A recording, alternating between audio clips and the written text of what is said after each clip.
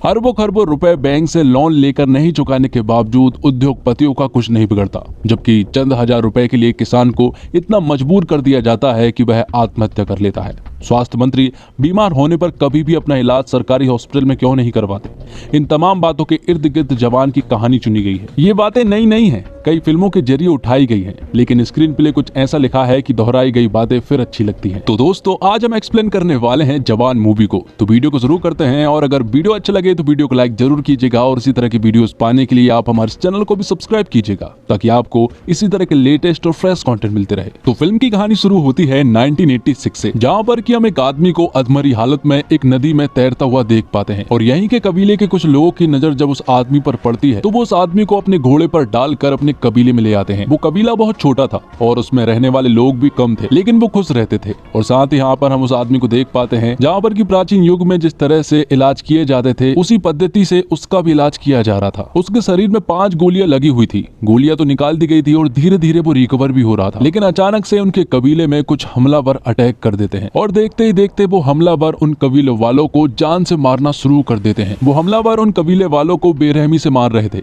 और कबीले वाले बस अपनी जान बचाकर भाग रहे थे। लेकिन तभी एंट्री होती है यहाँ पर उनके मसीहा की, जिसकी उन्होंने जान बचाई थी। अब वही उनका मसीहा बनकर बाहर निकला है और यहाँ पर वो उन सारे हमलावरों को अकेला ही मार गिराता है। वैसे तो वो हमलावर बहुत सारे थे, लेकिन वो अकेला ही सभी को मार डालता है। कबीले वालों को उनका मसीहा तो मिल गया था, लेकिन उस मसीहे को अपना नाम तक नहीं मालूम था, मतलब कि उसकी याददाश्त जा चुकी थी। यहीं पर एक छोटा सा लड़का था जो कि उनसे कहता है कि जब मैं बड़ा हो जाऊंगा तो मैं जरूर पता करूंगा कि आप कौन है। जिसके बाद कहानी 30 साल आगे मुंबई में शिफ्ट होती है, जहाँ पर कि हम एक मेट्रो ट्रेन को देख पाते हैं, जिसमें कि 376 पैसेंजर थे। सभी लोग अपने किसी न किसी काम से जा रहे थे, लेकिन किसी को क्या मालूम कि ये मेट्रो ट्रेन तो बस हाईजैक होने वाली है। इस मेट्रो ट्रेन में भले ही 376 पैसेंजर थे, लेकिन इन पैसेंजरों में 6 लड़कियां ऐसी थी जो कि इस मेट्रो ट्रेन को हाईजैक कर लेती हैं। किसी ने सोचा भी नहीं था कि ये नॉर्मल सी दिखने वाली 6 लड़कियां उन्हें बंधक बना लेगी। और यहीं पर इन 6 लड़कियों के चीफ को भी दिखाया जाता है, जो कि मेट्रो ट्रेन के अगले स्टेशन पर इस मेट्रो ट्रेन का इंतजार कर रहा था। दरअसल में ये सारी प्लानिंग चीफ की ही होती है। ये 6 लड़कियां चीफ के अंडर में ही काम करती है। और इस मेट्रो ट्रेन में जितने भी पैसेंजर थे, उन पैसेंजरों में एक पैसेंजर पुलिस वाला था, जो कि उनके ऊपर हमला करने की कोशिश करता है। तो चीफ उसे सबक सिखा देता है और उसे अपना गेटअप देकर उसे एक पोल से बांध देता है। जिसके बाद वो तुरंत ही कंट्रोल रूम में कॉल करता है और ऑफिसरों से नेगोशिएट करना शुरू करता है। तो नेगोशिएट करने के लिए जो ऑफिसर आती है, उनका नाम नर्मदा होता है। तो चीफ उनसे कहता है कि आपको 5 मिनट के अंदर अपने रूम में एग्रीकल्चर मिनिस्टर को बुलाना होगा, क्योंकि मुझे सिर्फ उनसे ही बात करनी है और मैं उन्हीं को अपनी सारी डिमांड्स बताऊंगा। तो नर्मदा 5 मिनट के अंदर एग्रीकल्चर मिनिस्टर को अपने रूम में बुलाती है। जिसके बाद चीफ एग्रीकल्चर मिनिस्टर से नेगोशिएट करना शुरू करता है। चीफ उनसे कहता है कि मुझे 40,000 करोड़ चाहिए। ये सुनने के बाद एग्रीकल्चर मिनिस्टर कहता है कि इतना तो हम अरेंज नहीं कर पाएंगे। जिस पर कि चीफ उनसे कहता है कि इसका सॉल्यूशन भी मेरे पास है। मैं तुम्हें एक ऐसे बिजनेसमैन का नंबर दे रहा हूँ, जिससे तुम अगर 40,000 करोड़ रुपए मांगोगे तो वो तुम्हें आसानी से दे देगा, क्योंकि उसकी बेटी मेरे पास है और वो इसी मेट्रो ट्रेन में मौजूद है। और उसे प्लानिंग करके ही यहाँ पर लाया गया था। जिसके बाद तुरंत ही काली गायकवाड़ के पास कॉल किया जाता है, जो कि हथियारों का बिजनेस करता है। और जब उसे मालूम चलता है कि उसकी बेटी किडनैप हो चुकी है, तो वो 40,000 करोड़ रुपए देने के लिए मान जाता है और वो तुरंत ट्रांसफर भी कर देता है। जिसके बाद अगले स्टेशन पर मेट्रो ट्रेन रुकने वाली थी, तो यहाँ पर नर्मदा अपनी पूरी की पूरी टीम लेकर वहाँ पहुँच जाती है। लेकिन उससे पहले चीफ के साथ ही काम करने वाली कल्कि की एक फ्लैशबैक स्टोरी सभी को सुनाई जाती है। कल्कि के पिता ने बैंक वालों से 40,000 का लोन लिया था, लेकिन वो उसे नहीं चुका पाए और वो धीरे धीरे करके बढ़कर 2 लाख हो गया था। तब बैंक वाले कल्कि के पिता को परेशान करने लगे और यहाँ तक कि उसे मारने भी लगे। कल्कि के पिता पैसा लौटाने में पूरी तरह से असमर्थ थे। तभी उनकी नजर पड़ती है एक पोस्टर पर, जिस पर लिखा हुआ था कि आत्महत्या करने पर उसकी फैमिली वालों को 2 लाख रुपए का मुआवजा दिया जाएगा। और ये पढ़ने के बाद उनके पास कोई और चारा नहीं था। तब कल्कि के पिता ने एक पेड़ से झूलकर आत्महत्या करने का फैसला कर लिया था। ये देखकर कल्कि पूरी तरह से टूट जाती है। उसे बहुत ज्यादा गुस्सा आया था और उसने बैंक के मैनेजर का सर फोड़ दिया था, जिस वजह से उसे जेल हो गई थी। तो आगे हम देखते हैं कि नर्मदा अपनी पूरी पुलिस फोर्स के साथ अगले स्टेशन पर मौजूद थी। यहाँ पर चीफ भी पूरी तरह से तैयार थे और पैसेंजर में जितने भी लोग थे और जिन लोगों ने कल्कि की स्टोरी सुनी, वो सुनने के बाद अब सभी लोग चीफ का साथ देने के लिए मान गए थे और सभी ने चीफ वाला मास्क भी पहन लिया था, जिस वजह से नर्मदा की टीम किसी को भी नहीं पकड़ पाई और चीफ की पूरी टीम यहाँ से आसानी से निकल गई। और जो 40,000 करोड़ उनके पास आया था, उन सारे पैसों को उन लोगों ने 7 लाख किसानों के अकाउंट में डलवा दिया जो कि कर्ज में डूबे हुए थे। जिसके बाद हमें मालूम चलता है कि चीफ की ये 6 लड़कियां दरअसल में जेल में रहती है और वहीं से रहकर काम करती है। जैसे ही काम पूरा हो जाता है, ये जेल में वापस चली जाती है। चीफ की ये 6 लड़कियां सारे कामों में एक्सपर्ट है। सारी लड़कियों के पास अलग अलग खूबी है। कोई आर्टिस्ट है तो कोई डॉक्टर है, कोई हैकर है तो कोई फाइटर है। लेकिन ये 6 लड़कियां चीफ के साथ बहुत ही अच्छे से काम करती है और मिशन को पूरा करती है। और साथ ही हमें मालूम चलता है कि चीफ भी कोई आम आदमी नहीं है, बल्कि वो जिस जेल में रहती है उसी जेल का जेलर है, जिसका नाम आजाद है। जेल में रहने वाली जितनी भी लड़कियां हैं, आजाद उन सभी को अपनी बहन और अपनी माँ मानता है। और जेल में रहते इन सारी लड़कियों को इतने अच्छे से सुधार दिया जाता है कि जेल से निकलने के बाद वो कभी भी अपराध का रास्ता नहीं चुनती है। आगे हम देखते हैं कावेरी अम्मा को और आजाद को इन्हीं ने पाला है। आजाद की उम्र काफी ज्यादा हो चुकी है और शादी के लिए कोई मिल भी नहीं रही है, इसलिए वो एक लड़की को देखने के लिए चाहते हैं। लेकिन यहाँ पर वो लड़की तो नहीं आती है, लेकिन उस लड़की की लड़की आती है जिसका नाम सुजी होती है। वो कहती है कि मेरी माँ बहुत बिजी रहती है, इसलिए उनकी जगह पर उन्होंने मुझे भेजा है। और वैसे भी मुझे भी लड़के को देखना बहुत जरूरी है, क्योंकि जिसे भी वो पसंद करेंगी वो मेरे पापा होंगे और मेरे पापा को मुझे भी सिलेक्ट करना होगा। तो इसी तरह से सुजी और आजाद के बीच बहुत सारी बातें होती है। दोनों एक दूसरे को खूब पसंद करने लगते हैं। और आगे हमें मालूम चलता है कि दरअसल में सुजी जिसकी बेटी है वो कोई और नहीं बल्कि नर्मदा होती है। और उन्हें देखकर आजाद पूरी तरह से शॉक्ड रह जाता है। लेकिन नर्मदा को भी यहाँ पर आजाद काफी अच्छा लगा था, क्योंकि सुजी को आजाद बहुत ज्यादा पसंद था, इसलिए यहाँ पर नर्मदा को भी आजाद पसंद आता है। धीरे धीरे करके आजाद और नर्मदा भी एक दूसरे को खूब पसंद करने लगते हैं। दोनों की एंगेजमेंट भी हो जाती है और फिर कुछ ही दिनों के बाद उनकी शादी भी होने वाली थी। जिसके बाद सीन शिफ्ट होता है और हम देख पाते हैं आजाद के एक दूसरे मिशन को, जहाँ पर की 6 लड़कियां उसके साथ थी। और इस बार उनका टारगेट था health minister. Health minister speech दे रहा होता है कि अगर मुझे गोली भी लग जाएगी तब भी वो सरकारी हॉस्पिटल में ही जाएगा, क्योंकि उसने सरकारी हॉस्पिटल की कंडीशन कुछ इस प्रकार बनाकर रखी है कि प्राइवेट भी फेल है। लेकिन ऐसा कुछ भी नहीं था, क्योंकि सरकारी हॉस्पिटल की कंडीशन बद से बदतर थी। जिसके बाद हेल्थ मिनिस्टर को गोली मार दी जाती है और उसे प्राइवेट हॉस्पिटल ले जाया जा रहा था। लेकिन आजाद की पूरी टीम उसे किसी तरह से सरकारी हॉस्पिटल में ले आते हैं, जहाँ की हालत बहुत ही ज्यादा खराब थी। तो अब ये न्यूज भी वायरल हो जाती है और सारी पुलिस फोर्स जो है वो उस सरकारी हॉस्पिटल के बाहर खड़ी हो जाती है, जहाँ पर की ऑफिसर नर्मदा फिर से यहाँ पर आजाद से नेगोशिएट करती है। वो इससे पहले अपनी उन्हें डिमांड बताता, उससे पहले वो उन्हें एक फ्लैशबैक की स्टोरी सुनाता। ये कहानी थी आजाद के साथ ही रहने वाली लड़की ईरम की, जो कि एक डॉक्टर थी। उसे अपने पेशेंट से बहुत ज्यादा प्यार था। और फिर एक दिन उनके हॉस्पिटल में 57 बच्चे नाजुक हालत में आते हैं। उन्हें ऑक्सीजन की सख्त जरूरत थी, लेकिन कुछ बड़े डॉक्टरों की वजह से उन बच्चों तक वो ऑक्सीजन नहीं पहुंच सकी, जिस वजह से वो सारे 57 बच्चों की जान चली गई। और यहाँ पर ये सारा ब्लेम ईरम के ऊपर डाल दिया गया और उसका लाइसेंस छीनने के साथ साथ उसे जेल में डाल दिया गया। तो आजाद की सबसे पहली डिमांड यही थी कि जिन डॉक्टरों ने ऑक्सीजन को उपलब्ध नहीं होने दिया, सबसे पहले उन्हें सस्पेंड कर दिया जाए और सारा ब्लेम वो अपने ऊपर ले। तो आजाद के कहने पर ऐसा ही होता है। और रात होने के बाद जब वो एक चॉपर मंगवाते हैं और यहाँ से निकलने वाले थे, तभी यहाँ पर एंट्री होती है ऑफिसर नर्मदा की, जो कि अपनी पूरी पुलिस फोर्स लेकर आई हुई थी और इन सभी को चारों तरफ से घेर लिया गया था। लेकिन ये लोग इतने जल्दी हार नहीं मानने वाले थे, क्योंकि आजाद इनके पीछे खड़ा हुआ था, जो कि एक अलग गेटअप में था। तब यहाँ पर एक जोरदार फाइट होती है। नर्मदा और आजाद के बीच में भी फाइट होती है और नर्मदा ने यहाँ पर आजाद को नहीं देख पाई थी और आजाद यहाँ पर अपनी पूरी की पूरी टीम को लेकर फरार हो गया था। नर्मदा को किसी भी हालत में आजाद और उसकी पूरी की पूरी टीम को ढूंढना था, जबकि कुछ दिनों के बाद उसकी और आजाद की शादी होने वाली है। और यहाँ काली गायकवाड़ हथियारों के बिजनेस के लिए रसिया जाने वाला था। तो काली अपना सारा कारोबार अपने छोटे भाई को सौंप कर रसिया चला जाता है। और यहाँ दूसरी तरफ नर्मदा और आजाद की शादी हो जाती है। दोनों बहुत खुश थे और इनसे भी ज्यादा खुश थी उनकी बेटी सुजी। और पहले ही रात यहाँ पर आजाद नर्मदा को सब कुछ सच बताने वाला था। उसने पहले भी कोशिश की थी उसे बताने की, लेकिन हर बार वो नाकामयाब हुआ था। इस बार भी वो बताने वाला था, लेकिन नर्मदा के ऑफिसर ईरानी ने पहले ही पता कर लिया था कि आजाद कौन है और ये सारी बातें उसने कॉल पर नर्मदा को बता दी थी। तो नर्मदा जैसे ही आजाद को शूट करने के लिए उसके पास जाती है, तभी उनके ऊपर एक जोरदार हमला हो जाता है। यहाँ पर हम देख पाते हैं कि दरअसल में काली गायकवाड़ के भाई ने उन दोनों को बंधक बना लिया था और उसने यहाँ पर नर्मदा को गोली भी मार दी थी और वो आजाद को भी बेरहमी से मार रहे थे। और जैसे ही आजाद को वो जान से मारने ही वाले होते हैं कि तभी यहाँ पर किसी आदमी की एंट्री होती है, जो कि काली के आदमी को बुरी तरह से उड़ाता हुआ आ रहा था। और ये कोई और नहीं बल्कि आजाद की तरह दिखने वाला ही एक आदमी था, और जो कि आजाद के पिता है और उनकी भी एक बैक स्टोरी है। और काली के भाई के पूछने पर वो उन्हें बताते हैं कि मेरा नाम विक्रम राठौर है। और यहाँ पर आते से ही वो बुरी तरह से मारने लगते हैं और अपने बेटे आजाद और नर्मदा को बचा लेते हैं।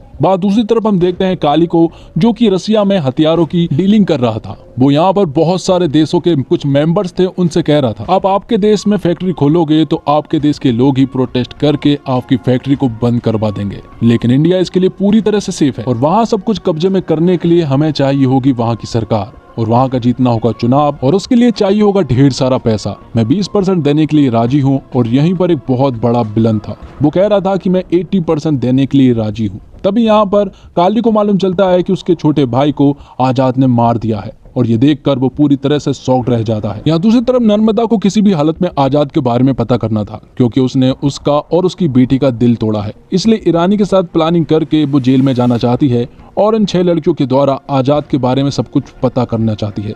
तो वो लोग ऐसा ही करते हैं, वो लोग नर्मदा को किसी तरह से जेल में पहुंचा देते हैं और उन 6 लड़कियों के द्वारा आजाद की स्टोरी पता करना शुरू करती है। तो वो लड़कियां कहती है कि तुम्हें आजाद को जानने से पहले विक्रम राठौर की स्टोरी को जानना जरूरी होगा। तब वो लोग विक्रम राठौर की स्टोरी को बताना शुरू करती है और ये कहानी पहुंच जाती है 1986 में, जहाँ पर कि हमें विक्रम राठौर और उसकी पत्नी ऐश्वर्या को दिखाया जाता है, जो कि एक दूसरे से बहुत ज्यादा प्यार करते हैं। और यहाँ हमें मालूम चलता है कि विक्रम राठौर स्पेशल ऑप्स का एक सोल्जर है और उसे अर्जेंट यहाँ पर किसी काम से बुलाया गया है। उसे बताया जाता है कि बॉर्डर के उस पार 32 लोगों की एक टीम गई थी, लेकिन उन सारे लोगों को दुश्मनों ने मार गिराया है। हमने एक और टीम भेजी थी, लेकिन उनमें से आधे लोग मर गए हैं और आधे लोगों को उन्होंने बंधक बना लिया गया है। तो अब वो लोग स्पेशल ऑप्स के सोल्जरों की मदद लेना चाहते हैं और उन बंधकों को वहां से छुड़ाना चाहते हैं। तब यहाँ पर विक्रम राठौर की टीम पहुंच जाती है बॉर्डर के उस पार, जहाँ पर कि ये लोग सिर्फ 6 लोग थे और ये 6 ही काफी थे। वो वहां पहुंचने के बाद दुश्मनों से लड़ाई करना शुरू तो कर देते हैं, लेकिन बीच लड़ाई में इनकी बंदूक काम करना बंद कर देती है। और ऐसा भी नहीं था कि सिर्फ एक सोल्जर की बंदूक ने काम करना बंद कर दिया था,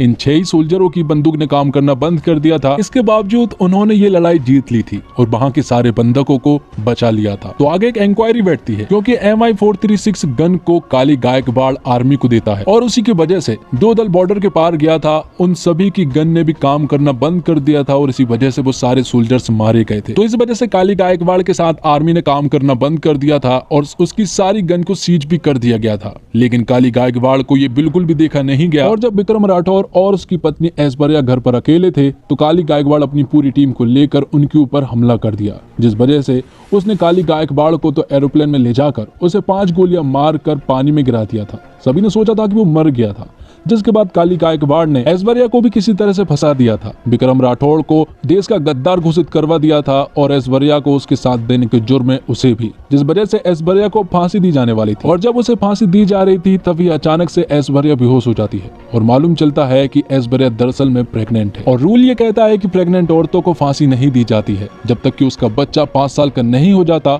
तब तक उसे फांसी नहीं दी जा सकती। तो ऐश्वर्या के बच्चे की वजह से उसे 5 साल और मिल गए थे। उसका बेटा हुआ जिसका नाम आजाद रखा गया। उसे जेल में बहुत ज्यादा प्यार मिला। जेल की औरतों ने आजाद को बेटे की तरह माना और उसे बहुत ज्यादा प्यार दिया। जैसे ही वो 5 साल का हुआ तो ऐश्वर्या को फांसी दे दी गई, जिसके बाद कहानी प्रेजेंट में आती है और हम उसी पुलिस वाले को देख पाते हैं जिसने की मेट्रो में हमला करने की कोशिश की थी। दरअसल में ये वही लड़का है जिसने की विक्रम राठौर से वादा किया था कि बड़ा होकर मैं ये जरूर पता करूंगा कि आप कौन है, और आज उसने पता कर लिया। और विक्रम राठौर की 6 लोगों की टीम भी उसने इकट्ठी कर ली थी, लेकिन विक्रम राठौर की अभी भी याददाश्त वापस नहीं आई थी। यहाँ पर आजाद अपने पिता से मिलता है और वो भी बहुत खुश होता है। विक्रम राठौर की याददाश्त तो जा चुकी थी, लेकिन उनके अंदर की सारी स्किल्स अभी भी मौजूद थी, जैसे कि फाइटिंग करना, स्विमिंग करना, कुकिंग करना, शूटिंग करना, सब कुछ मौजूद था। अब जेल में आजाद की उन 6 लड़कियों ने जब यहाँ पर नर्मदा को स्टोरी सुनाई तो नर्मदा की भी आंखें नम हो गई थी। वो यहाँ पर उनका साथ देने के लिए राजी तो हो गई थी, लेकिन यहाँ पर हम देख पाते हैं कि ईरानी की दरअसल में ये सारी चाल थी, क्योंकि ईरानी जो है वो यहाँ पर काली के लिए काम करता है और पल पल की न्यूज उसे देता था। तो ईरानी आजाद की उन 6 लड़कियों के साथ साथ यहाँ पर नर्मदा को भी मारने वाला था और साथ ही सुजी को भी, लेकिन वहां पर आजाद के पिता विक्रम राठौर सुजी को बचा लेते हैं और यहाँ दूसरी तरफ आजाद यहीं पर आकर इन सारी लड़कियों को भी बचा लेता है। क्योंकि ये जेल उसी का था, इसलिए यहाँ की सारी औरतों ने आजाद का साथ दिया और ईरानी को मार गिराया। लेकिन उससे पहले ईरानी ने इन 6 लड़कियों में से एक लड़की को गोली मार दी थी जिसका नाम लक्ष्मी था, और यहाँ पर काफी कोशिश की थी उसे बचाने की, लेकिन वो उसे नहीं बचा पाए। आगे हम देखते हैं कि आजाद एक प्लान बनाता है, क्योंकि काली गायकवाड़ का ढेर सारा पैसा कंटेनरों से भरकर आने वाला था। उसे किसी तरह से अपने कब्जे में करना था और काली गायकवाड़ को रोकना था। इसलिए वो पूरी की पूरी टीम को लेकर पहुंच जाता है और उनसे सामना करने लगता है। विक्रम राठौर की पूरी टीम को उसने कह दिया था कि आप दूर रहना, क्योंकि हम संभाल लेंगे। लेकिन यहाँ पर सिचुएशन आउट ऑफ कंट्रोल हो रही थी। यहाँ पर आजाद की टीम उन लोगों को नहीं संभाल पा रही थी। तब यहाँ पर एंट्री होती है विक्रम राठौर की टीम की। विक्रम यहाँ पर आजाद से कहता है कि ये मिशन बहुत ज्यादा जरूरी है, तो इन लोगों को मैं और मेरी टीम संभाल लेंगे, तुम इस मिशन को संभालो। तो आजाद सारे कंटेनर लेकर चला जाता है और यहाँ दूसरी तरफ विक्रम राठौर की पूरी टीम उन्हें संभालने में लगी हुई थी, लेकिन वो नाकामयाब रहे और यहाँ पर काली गायकवाड़ के लोगों ने विक्रम राठौर की पूरी टीम को अपने कब्जे में कर लिया था। विक्रम राठौर को यहाँ पर काली गायकवाड़ बुरी तरह से टॉर्चर कर रहा था। लेकिन तभी एक न्यूज आती है कि आजाद ने जेल की 6000 लड़कियों को बंधक बना लिया गया है और अगर उसकी डिमांड पूरी नहीं की गई तो वो इन सारी लड़कियों को मार देगा, जबकि वो तो इसी जेल का जेलर है और वो उनका कुछ भी नहीं करने वाला। और इस बार नेगोशिएट करने के लिए आते हैं सीनियर ऑफिसर माधवन नायक, जिनका रोल प्ले किया है संजय दत्त ने। तो आजाद को अपनी डिमांड के रूप में हेड ऑफ स्टेट का साइन चाहिए था और उसे ये साइन बहुत आसानी से मिल जाएगा, क्योंकि 6000 लड़कियां उसके कब्जे में है और साथ ही देश की चुनाव की सारी ईवीएम मशीन भी उसी के कब्जे में है। तो जैसे ही हेड ऑफ स्टेट साइन करते हैं तो सबसे पहले यहाँ पर वो उन फैक्ट्रियों को बंद करवाता है जो कि एनवायरनमेंट को नुकसान पहुंचाते हैं, और आधी से ज्यादा फैक्ट्री दरअसल में काली गायकवाड़ की होती है। ये सारी चीजें होती है कि तभी यहाँ पर काली गायकवाड़ आ जाता है। वो जेल में एक दूसरे रास्ते से पहुंच गया था, उसके हाथ में गन थी और वो गन लगी हुई थी विक्रम राठौर के माथे पर। जैसे यहाँ पर काली फायर करता है तो वो फायर नहीं होता है और इसी तरह खाली चलने वाली गन की वजह से विक्रम राठौर की याददाश्त वापस आ जाती है, जिसके बाद तो आजाद और विक्रम राठौर मिलकर काली की पूरी गैंग का सामना करते हैं और उन सभी को बेरहमी से मार गिराते हैं। और क्लाइमैक्स के कुछ एक्शन सीक्वेंस बहुत ही कमाल के थे। दोनों ने मिलकर जब काली गायकवाड़ के लोगों से फाइट करना शुरू किया तो पूरा थिएटर गूंज उठा। और साथ ही जवान 2 का एक छोटा सा हिंट भी दिया है, जहाँ पर कि उसका अगला मिशन स्विच बैंक का है। और साथ ही हमें ये भी बताया जाता है कि इन सारे मिशन में माधवन नायक पहले से ही आजाद के साथ मिला हुआ था। फिल्म में कई सब ऐसे प्लॉट है जिनसे मिलकर पूरी कहानी बनाते हैं। इन छोटे छोटे हिस्सों में कई ऐसी चीजें हैं जो आपको अखबारों में मिलती है। कर्ज में डूबे किसानों की आत्महत्या, लोगों की हेल्थ से खिलवाड़, जिंदगियों और पर्यावरण को जहरीला बनाती इंडस्ट्रीज को बेधड़क काम करने की इजाजत।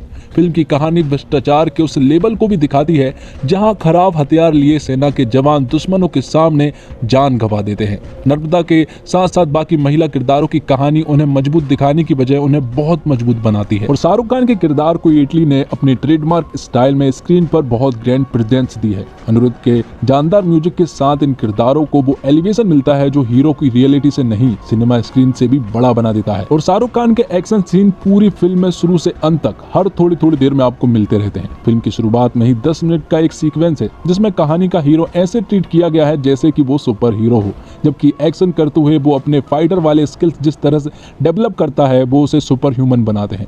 हर एक फाइट सीन, हर एक एक्शन ब्लॉक एक पक्के एक्शन लवर दर्शक के लिए ट्रीट है। और जवान 2 घंटे 45 मिनट लंबी फिल्म है, लेकिन इस लंबे रन टाइम के बावजूद कभी भी ऐसा नहीं लगता कि कुछ बेमतलब है। लेकिन कहानी में ढेर सारे मजेदार एलिमेंट्स को फिट करने में कहीं ऐसा लगता है कि फिल्म बहुत तेजी से आगे पीछे भाग रही है। इसलिए अब आजाद के बचपन की कहानी में एक सीन पर फिल्म रुकती है तो आप इमोशन को महसूस कर पाते हैं और इस सीक्वेंस के अंत में दर्शक खुद भी इमोशनल हो सकते हैं। और एटली ने जवान के हीरो के लिए जो स्वैग इमेजिन किया होगा, शाहरुख उसे पूरे वजन के साथ स्क्रीन पर लेकर आए हैं। एक्शन करना हो या फिर बातें, शाहरुख का काम स्वैग के मीटर पर फुल स्कोर मेंटेन किए रखता है। सबसे इंटरेस्टिंग चीज ये है कि यहाँ हाईलाइट सिर्फ सुपरस्टार शाहरुख नहीं बल्कि एक्टर शाहरुख को भी अपनी चमक दिखाने का पूरा मौका मिलता है। स्पेशल ऑफिसर के रोल में नयनतारा से परफेक्ट शायद कोई और लग ही नहीं सकता था।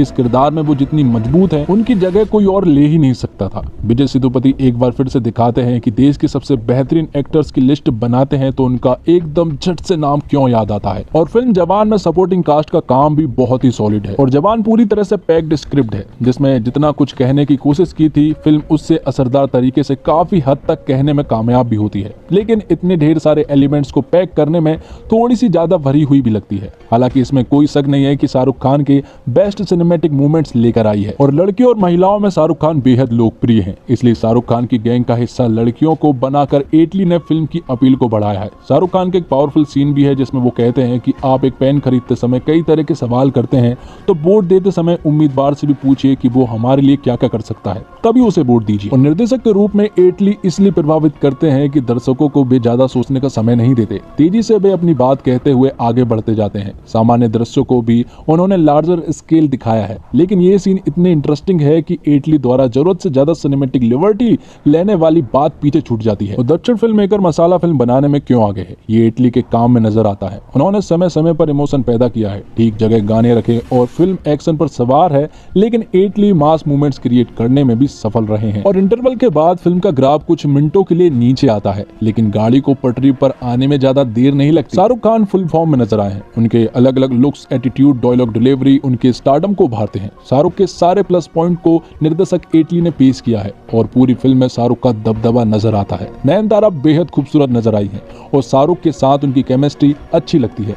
उनके किरदार के तीखे तेवर नयनतारा के अभिनय में नजर आते हैं और एक्शन सीन्स भी उन्होंने काफी सफाई के साथ किए हैं। और बात करें विजय सेतुपति की, तो विजय सेतुपति विलन के रूप में अपनी छाप छोड़ते हैं। वे प्यारे विलन है, लेकिन अपनी एक्टिंग के जरिए किरदार को वो इस तरह से पेश करते हैं कि दर्शक उन पर कोई रहम नहीं करना चाहते। उनकी डायलॉग डिलीवरी अलग किस्म की है। दीपिका पादुकोण और संजय दत्त स्पेशल अपीयरेंस में फिल्म की स्टार वैल्यू में इजाफा करते हैं। दूसरे कलाकारों को ज्यादा अवसर नहीं मिले, जिससे प्रिया मणि, सान्या मल्होत्रा, सुनील ग्रोवर जैसे कलाकार भी साइडलाइन पर खड़े दिखाई देते हैं। अनिरुद्ध द्वारा संगीत ब्रत 1-2 की ठीक है, लेकिन बैकग्राउंड म्यूजिक फिल्म की अपील को बढ़ाता है। सिनेमेटोग्राफी लाजवाब है, एडिटिंग शानदार है और प्रोडक्शन वैल्यू रिच है। टेक्निकल डिपार्टमेंट्स का काम ऊंचे दर्जे का है। जिस मासी और पैन इंडिया सिनेमा की बात होती है, उस अपील को जबान ज्यादातर समय उचित ठहराती है। तो फिल्म का फर्स्ट हाफ बेहद ही कसा हुआ और बहुत सारे सरप्राइज से भरा हुआ है। फिल्म में कई सारे ट्विस्ट एंड टर्न है और यही वजह है कि आपको कहीं भी कहानी में बोरियत महसूस नहीं होगी। पहले ही सीन से आपको बांधे रखती है और फिल्म के हर एक हिस्से में सरप्राइज है,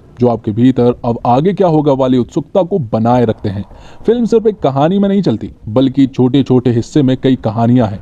एक सवाल जो फिल्म की रिलीज से पहले सामने आया था कि कई सारे कलाकारों को आप कब देखेंगे और कब मिस कर देंगे, ये पता ही नहीं चल पाएगा, क्योंकि इस फिल्म में बहुत सारे एक्टर्स हैं, लेकिन जवान में इन एक्टर्स के साथ ही दीपिका पादुकोण और संजय दत्त जैसे सरप्राइज फैक्टर भी हैं और सभी को पर्दे पर देखने में मजा आता है। अगर आप पठान में शाहरुख का एक्शन देखकर खुश हुए हैं तो बता दूं, वो तो सिर्फ टीजर था। पिक्चर अभी बाकी है मेरे दोस्त, और वो पिक्चर आपको जबान में दिखेगी। फिल्म के एक्शन सीक्वेंस बेहतरीन है। वही बैकग्राउंड म्यूजिक के एटली मास्टर हैं। उन्हें अच्छे से पता है कि यही वो सबसे अहम चीज है जो सिनेमा हॉल में बैठे दर्शक के मूड को बना और बिगाड़ सकती है। निर्देशक एटली मासी इंटरटेनर फिल्मों के बादशाह हैं और उन्होंने जबान में वही बादशाह दिखाई है। फिल्म का एक्शन हो या फिर उसकी कहानी और इमोशनल सीन को दर्शाने का तरीका, साउथ की फिल्म का अपना एक रॉ एंड रस्टिक स्टाइल है जो उत्तर भारत के दर्शकों को खूब पसंद आ रहा है। जवान में वही अंदाज देखने को मिलता है। और निर्देशन की बात करें तो एटली की यह फिल्म हर तरह से मसालेदार है, मगर निर्देशक ने उसमें 30 साल का लिप लेकर उसे आज के दौर के मुद्दे से जोड़ा है। किसानों की दुर्दशा और आत्महत्या का मुद्दा हो या फिर सरकारी अस्पतालों की बदहाली, आम आदमी इस सिस्टम के कुचक्र में कैसे फंसता है, इसे एटली ने एक्शन इमोशन के साथ परोसा है। फिल्म में 2 कहानियां समांतर ढंग से चलती है, जिसमें शाहरुख खान नयनतारा वर्तमान में और शाहरुख दीपिका अतीत में। हालांकि एटली की फिल्म में कई टर्न और ट्विस्ट हैं। इंटरवल का पॉइंट भी दिलचस्प है, मगर कई जगह पर निर्देशक सिनेमेटिक लिबर्टी लेने से नहीं चूके। कहीं कहीं पर फिल्म मेलोड्रामिक भी होती है, मगर किरदार उसे निभा ले जाते हैं। किसान का बेबस होकर फांसी लगाने का दृश्य हृदय विदारक है। रोंगटे खड़े कर देने वाले दृश्य में देश दुनिया से एक साथ आए 6 एक्शन निर्देशकों का जलवा साफ मालूम पड़ता है। और एटली द्वारा लिखित पटकथा आकर्षक और मनोरंजक है। हाँ, फिल्म का रन टाइम लंबा 2 घंटा 45 मिनट है। बेटे को हाथ लगाने से पहले बाप से बात कर मच्छर मारने की 5 घंटे चलने वाली क्वाइल के बारे में आप इतनी पूछताछ करते हैं, मगर 5 साल चलने वाली सरकार से कोई नहीं पूछताछ करता।